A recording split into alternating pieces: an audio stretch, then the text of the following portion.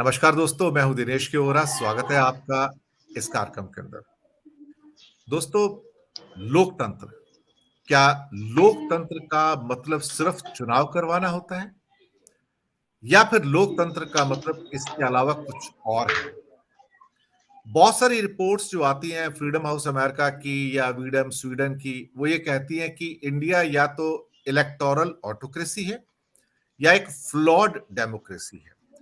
इसके पीछे जो तथ्य दिए जाते हैं वो ये कहते हैं कि फ्री एंड फेयर इलेक्शंस जो है वो सिर्फ एक शुरुआत मात्र है लोकतंत्र की या उस जनतंत्र की जिसकी कल्पना हमारे फोर फादर्स ने संविधान बनाते हुए की थी। इसके अंतर्गत बहुत सारी चीजें आती हैं जो बेसिकली इलेक्शन के बाद आरंभ होती हैं और एक जनतंत्र के अंदर जो हमारे रूलर्स हैं किस ढंग से उसको लागू करते हैं, बहुत कुछ डिपेंड करता है कि हमारा जनतंत्र किस दिशा में जाएगा। इंस्टीट्यूशनल फ्रीडम हो, प्रेस की फ्रीडम हो, राइट्स ऑफ सिटीजन्स हो, freedom of speech, power to few versus power to all, इसके अलावा असमानता या इकोनॉमिक डिस्ट्रीब्यूशन जो होता है, ब्रदरहुड, इंटेग्रिटी या फ्रेटर्निटी, ऑनेस्टी, अकाउंटेबिलिटी बहुत मुख्य चीज है कि यानी कि आप अकाउंटेबल हैं लोगों के प्रति जब प्रश्न किए जाते हैं तो। इसके अलावा रूल ऑफ लॉ एक बहुत बड़ा इशू बनता है यहां पर कि क्या वास्तव में रूल ऑफ लॉ है या रूल ऑफ सम ग्रुप्स है। Right of minorities, civil liberties, peace and security, ये मुद्दे भी इसके अंदर आते हैं।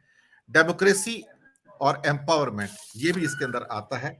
और इसके अलावा इंक्लूसिवनेस एक महत्वपूर्ण मुद्दा है विशेष रूप से लोकतंत्र के अंदर।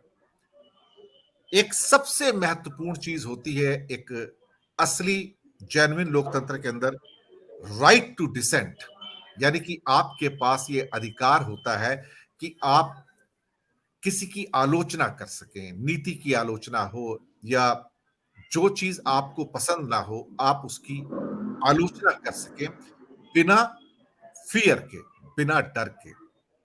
भारत में आज जो कुछ भी नजर आ रहा है, चाहे वो प्रेस फ्रीडम में हो, राइट टू सिटीजन्स में हो, इकोनॉमिक डिस्ट्रीब्यूशन में हो, ब्रदरहुड या इंटेग्रिटी के अंदर हो, या फिर रूल ऑफ लॉ या राइट्स ऑफ माइनॉरिटीज हो, पीस एंड सिक्योरिटी हो, हर जगह आपको हनन मिलता है नागरिकों के अधिकारों का। वो अधिकार जो हमें संविधान ने प्रदान किए, वो अधिकार जो लोकतंत्र का एक तरह से जड़ है, एक तरह से क्या कहा जाए तो सारांश भी है। लेकिन हम सिर्फ चुनाव के बाद एक ऐसी व्यवस्था में चले जाते हैं जिसे आप एग्जैक्टली कह सकते हैं कि जो रूस या चीन की व्यवस्था है, पुतिन या जी जिनपिंग की, जहां चुनाव जीतना ही सबसे महत्वपूर्ण है लेकिन चुनाव के बाद जो लोकतंत्र को जीवित करने के हमारे पाए होते हैं उन्हें आप ध्वस्त कर देते हो।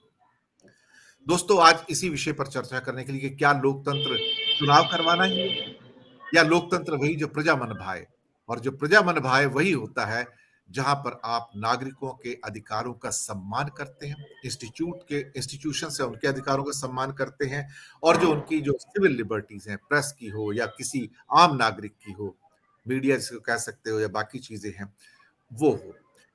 हमारे साथ एक विद्वान पैनल मौजूद है, मैं उनका परिचय आपसे करवाता हूं। सभी वरिष्ठ विश्लेषक और पत्रकार हैं, राजेश ठाकर जी, आनंद वर्धन सिंह जी और डॉक्टर अनिल जैन जी। आप तीनों का बहुत बहुत स्वागत है।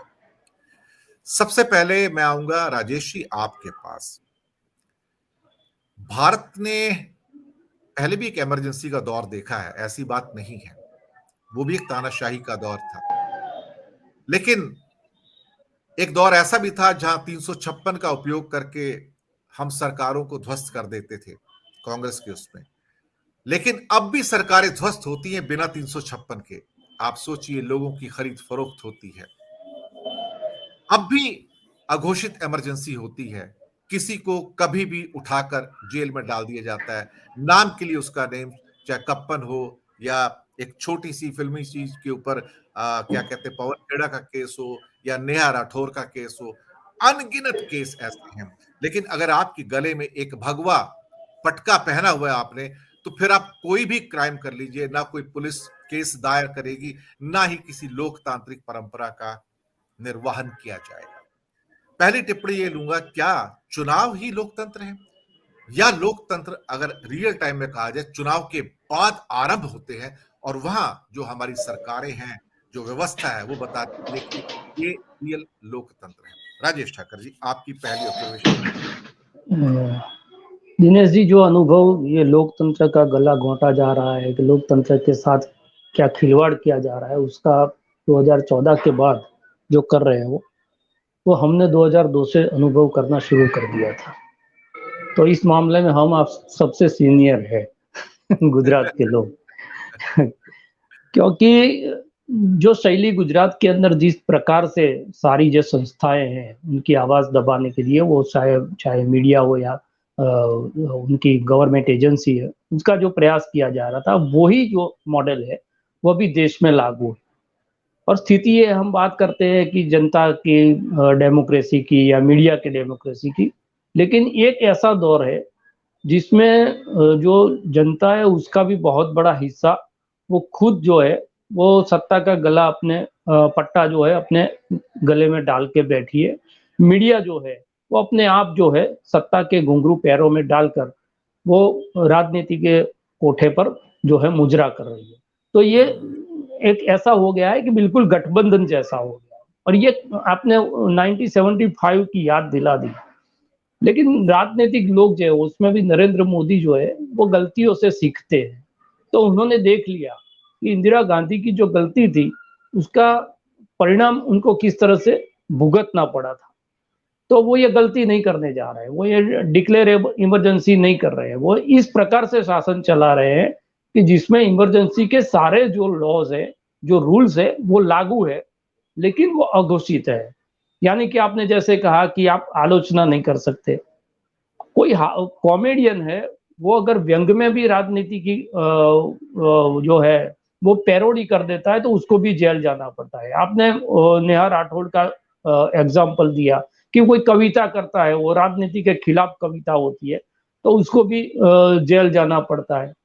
और आसाम पुलिस का तो हमें पता नहीं चलता किस प्रकार से दिल्ली में स्टेटमेंट दिया है। दिल्ली का कोई भी भारतीय जनता पार्टी का कंप्लेन नहीं कर रहा है, कंप्लेन आसाम में हो रही है। पुलिस आसाम वाली जो है एफआईआर दायर कर दिया। यहाँ जिग्नेश मेवाणी गुजरात से बोलते हैं, गुजरात के भारतीय जनता पार्टी का कोई नेता या कार्यकर्ता एफआईआर नहीं करता, एफआईआर होती है आसाम, और आसाम पुलिस गुजरात में आकर उनको उठा के ले जाती है। तो एक परेशान करने का ये तरीका है कि एक दूर दराज वाले स्टेट के अंदर एक एफआईआर डाल दो जिसमें कोई दम नहीं है, लेकिन कानूनी जो मुसीबत है वो आदमी के ऊपर आ जाती है। जितनी भी मुद्दत होती है कचहरी में वहां पर जाना पड़ता है, तो उसका समय और पैसा दोनों बर्बाद हो और वो परेशान हो।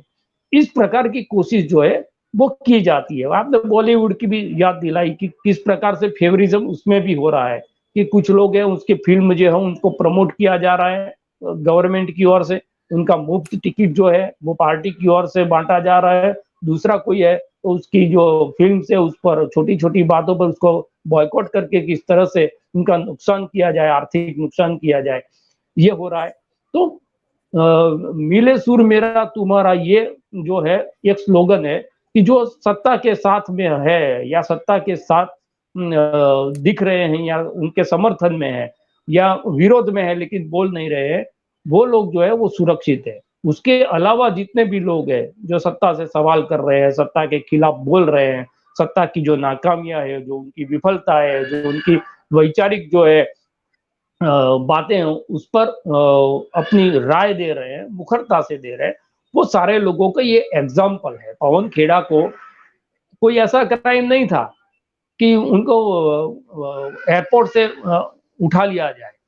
अगर ऐसी जो बात है तो गृह राज्य मंत्री जो टैनी थे उनके बेटे का जो अपराध था उसमें भी ये जो है सफाई सरकार को देनी चाहिए। हमारे बोरबी के पुल में जो हुआ और जयसुख पटेल को हाईकोर्ट ने बोला, उसके बाद भी गिरफ्तार नहीं किया गया, वो हाजिर हुआ सिस्टम के सामने 3-4 महीने के बाद। तो वहां पर जो है इतनी जो जल्दी है वो सरकारें काम नहीं करती। और दूसरे लोग जो प्रधानमंत्री के बारे में उन्होंने जो स्टेटमेंट दिया, हालांकि वो स्टेटमेंट उन्होंने एक सटायर में दिया था, गौतम दास यानी कि गौतम के दास, यानी जो कहते हैं गन्ना सेठों की सरकार है, तो उस मतलब से उन्होंने ये बोला था। तो उसको जोड़ दिया गया और उनको गिरफ्तार करने की कोशिश वहां पर हुई, जिसमें सुप्रीम कोर्ट ने अभी तो जो है रोक लगाई है। तो ये सारे जितने भी हम दाभोलकर का मामला देख रहे, गौरी लंकेश वाला मामला देख ले, तो बहुत सारे ऐसे, कुलकर्णी वाला जो मामला था वो देख ले, तो एनडीटीवी के साथ क्या किया गया, तो बहुत सारे ऐसे एग्जाम्पल आपको ये पिछले 6-7 साल में मिलेंगे कि जिसमें आपको लगेगा कि बिल्कुल जो है सरकार जो है अपने खिलाफ सुनने के लिए तैयार नहीं है। उसमें ताजा जो एग्जाम्पल है वो बीबीसी का भी हम जोड़ सकते हैं। तो बहुत सारे ऐसे एपिसोड्स हुए हैं जिसके अंदर ये सरकार है वो ये कर रही है, और बिल्कुल हम बोलते हैं कि खुले तौर पर कर रही है, बिल्कुल इसमें संकोच नहीं कर रही है। उसका एक कारण ये है कि जो आपने कहा कि जनता ये डेमोक्रेसी है या नहीं है, तो जनता जो है इसी को डेमोक्रेसी समझ रही है। एक बहुत बड़ा ऐसा तबका है जिसको इन्होंने धर्म और जाति का अफीम चटा के अपने पक्ष में लिया हुआ है, तो उनको लग रहा है कि हम कुछ भी करेंगे, हमारी जो सत्ता है वो जाने वाली नहीं है, हम जो सत्ता पर है वो यावत चंद्र दिवाकर रहने वाले हैं। ये भाव अभी जो सत्ता में बैठे हुए लोग हैं इनके अंदर बराबर है, और इसीलिए इस प्रकार के वाकये हो रहे हैं, बार बार हो रहे हैं सुप्रीम कोर्ट के कहने के बाद। अब दिल्ली जैसे एक नगर निगम की बात देख लीजिए, एक बहुमत ले आई जो पार्टी, आपने कहा लोकतंत्र सिर्फ चुनाव तक रह गया, तो वहां पर भी कहाँ रहा। चुनावी प्रक्रिया में जिस पार्टी को उन्होंने मैंडेट दे दिया है उसके मैंडेट को भी चुराने के लिए कितने प्रयास किए गए, और उसमें भी सुप्रीम कोर्ट का शुक्रिया मानना चाहिए कि उन्होंने दखल की और ये मामला वहां पर हुआ। उसके अलावा जितने भी सरकार है, महाराष्ट्र से लेकर मध्य प्रदेश से लेकर कर्नाटक, गोवा में क्या हुआ, वो सारी चीजें हमारे सामने है। तो ये बिल्कुल साफ चीज है कि ये बिल्कुल धड़ल्ले से हो रहा है, सीना ठोक के हो रहा है, और इसीलिए हो रहा है कि ये जो करने के बाद भी सत्ता के खिलाफ जो है कोई एक वातावरण बन नहीं रहा है। तो ये लोग ये समझ रहे हैं कि जो हम कर रहे हैं वो बराबर है।